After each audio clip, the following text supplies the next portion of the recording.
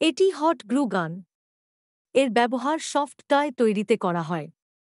এর সাহায্যে যে কোনো ধরনের টুকরোকে সফট টয় বানানোর সময় চেপে ধরার জন্য ব্যবহার করা হয়।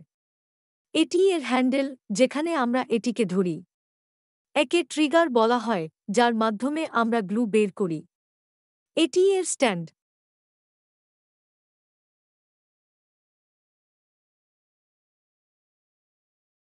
এটি ইনসারশন পয়েন্ট, যেখানে আমরা গ্লু স্টিকটি প্রবেশ করাই।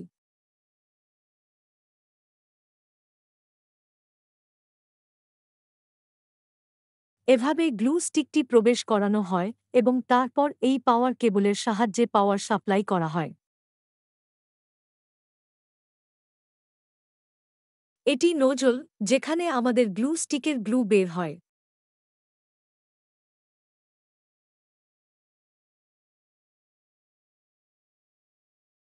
এখন যতটুকু প্রয়োজন তার হিসাব অনুযায়ী আমরা এভাবে গ্লু লাগিয়ে এটিকে চিপকিয়ে দিই।